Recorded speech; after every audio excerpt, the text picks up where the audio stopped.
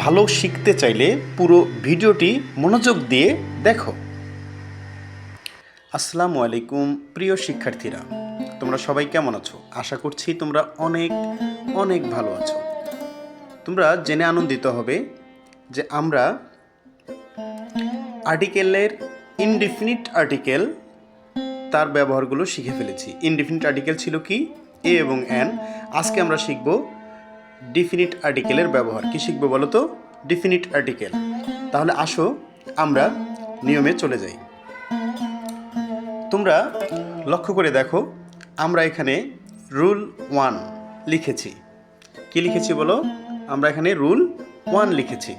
এই রুল 1-এ তোমরা লক্ষ্য করে দেখো আমরা কি বোঝাতে চেষ্টা করেছি। আমরা এই জায়গাটুকুর মধ্যে আছি। এখানে আমরা বলতেছি নির্দিষ্ট করে কোনো কিছুকে বোঝাতে তার পূর্বে কি বসে বলো?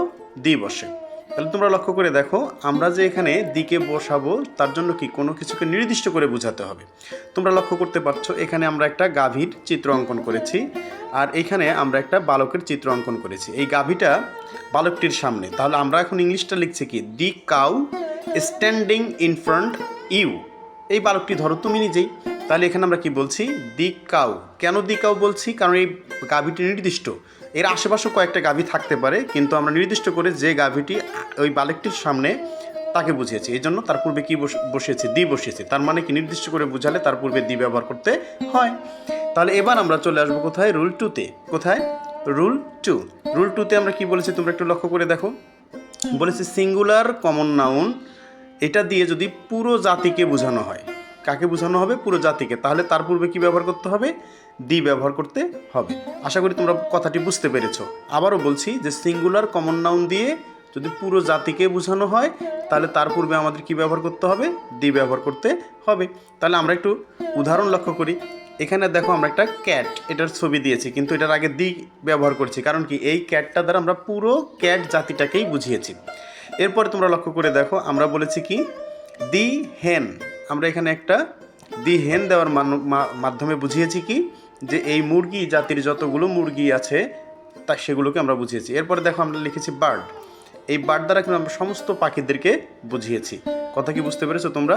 তাহলে আমরা বলছি সিঙ্গুলার কমন নাউন দিয়ে পুরো জাতিকে বোঝালে তার পূর্বে কি ব্যবহার করতে হবে? দি ব্যবহার করতে হবে। আশা করি তোমরা সুন্দর করে বুঝতে পেরেছো। তাহলে আমাদের 2 নম্বর নিয়মটি কি বুঝে চলে আসছে?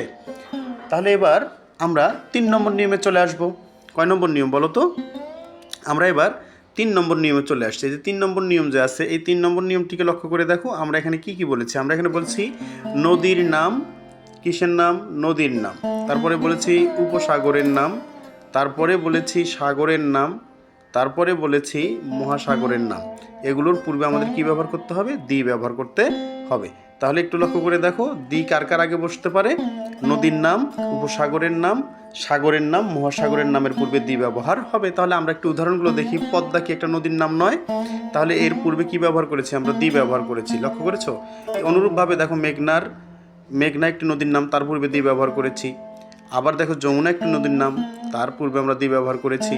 আবার এখন তোমরা দেখো যে অ্যারাবিয়ান সি, এটা একটা সাগর, তার পূর্বে আমরা দি ব্যবহার করেছি। অনুরূপভাবে তোমরা লক্ষ্য করে দেখো যে আমরা ব্যবহার করছি the red sea, the Mediterranean sea, the Atlantic ocean. এই যে ওশান মহাসাগরের নামের পূর্বে আমরা কী ব্যবহার করেছি? দি ব্যবহার করেছি। অনুরূপভাবে the Pacific ocean, the Indian ocean, etcetera. তার মানে আমরা এখানে যতগুলো উদাহরণ পেলাম সবগুলো উদাহরণের ভিতরে আমরা দেখেছি 3টি করে আমরা নাউন দিয়েছি, নদীর, উপসাগরের, সাগরের এবং মহাসাগরের, এবং প্রত্যেকটি নাউনের পূর্বে আমরা কি ব্যবহার করেছি? দি ব্যবহার করেছি। তাহলে আমরা নিয়মটি সুন্দর করে মনে রাখবো। এবার আমরা চলে আসবো কত নম্বর নিয়মে বলো? আমরা 4 নম্বর নিয়মে চলে আসবো। 4 নম্বর নিয়ম আমরা কি বলেছি দেখো?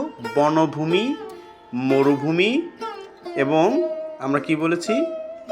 পর্বতমালা, দ্বীপপুঞ্জ, এদের পূর্বে দি বসে। তোমরা কি লক্ষ্য করেছো আমরা কি বললাম?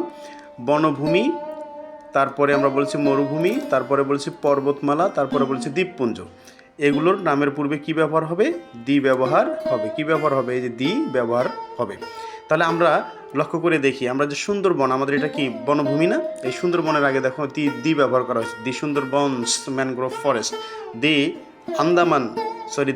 অ্যামাজন ফরেস্ট, এটার পূর্বে কি ব্যবহার করছি? দি ব্যবহার করছি। অনুরূপভাবে দি কঙ্গো রেইন ফরেস্ট, এটার পূর্বে আমরা কি ব্যবহার করেছি? দি ব্যবহার করেছি।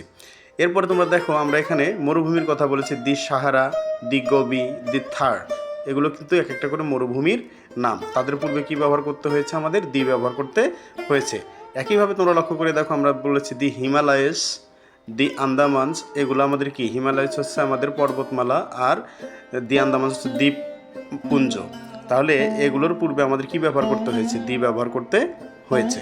তবে মনে রাখবো আমরা যে যদি আলাদা আলাদাভাবে দ্বীপ বা পর্বতকে বোঝায় তাহলে সেখানে কিন্তু দি ব্যবহার করতে পারবো না। এবার আমরা চলে আসবো কোথায়, রুল 5-এ। কোথায় চলে আসবো, রুল 5। রুল 5-এ আমরা কি বলেছি, বিখ্যাত অট্টালিকা, রাজনৈতিক দল, সম্প্রদায় ও জাতির নামের পূর্বে দি বসে। তোমরা কি লক্ষ্য করেছো আমরা কি কি বললাম? আমরা বলেছি বিখ্যাত অট্টালিকা, রাজনৈতিক দল এবং আমাদের সম্প্রদায় ও জাতি, এই 4টা জিনিসের নামের পূর্বে কি বসবে, দি ব্যবহার হবে। তাহলে আমরা একটু লক্ষ্য করি যে দি তাজমহল, তাজমহলের নাম শুনো না, এটা কি বিখ্যাত একটা বিল্ডিং না? এই বিখ্যাত বিল্ডিংয়ের নামের পূর্বে দেখো দি ব্যবহার করা হয়েছে। আবার দেখো হোয়াইট হাউস, এটা একটা বিখ্যাত বিল্ডিং, তার পূর্বে দি ব্যবহার হয়েছে। দি 7 গম্বুজ মসজিদ বা মস্ক, এটাও কিন্তু তার পূর্বে কি ব্যবহার হয়েছে, দি ব্যবহার হয়েছে। অনুরূপভাবে দলের নামের কথা আমরা বলছি, রাজনৈতিক দল, যেমন দি কংগ্রেস, দি বিজেপি, দি বিএনপি, এগুলো আমাদের কি রাজনৈতিক দলের নাম এবং তাদের পূর্বে কি ব্যবহার করা হয়েছে, দি ব্যবহার করা হয়েছে। তোমরা লক্ষ্য করতেছো যে দি ব্যবহার আমরা করেছি। এরপরে তোমরা লক্ষ্য করে দেখো সম্প্রদায়ের নামের পূর্বে আমরা কি ব্যবহার করছি, দি ব্যবহার করেছি। এখানে দেখো আমরা সম্প্রদায়ের নাম দিছি, মুসলিম, হিন্দু, খ্রিস্টান, এবং তাদের নামের পূর্বে কি ব্যবহার করেছি, দি ব্যবহার করেছি। তোমরা আশা করি লক্ষ্য করতে পারছো। এছাড়া আমরা জাতির নামের পূর্বে দেখো বাংলাদেশি একটা জাতি, ইন্ডিয়ান একটি জাতি এবং ইংলিশ একটি জাতি, তাদের নামের পূর্বে কি ব্যবহার করা হয়েছে, দি ব্যবহার করা হয়েছে। তাহলে সবাই ভালো থাকবে এবং নিয়মগুলো খুব সুন্দর করে মুখস্থ করবে। বাই। সামনের লেকচারে আমরা দি সম্পর্কে আরও অনেকগুলো নিয়ম জানতে পারবো। দেখতে থাকো ও শিখতে থাকো। বাই।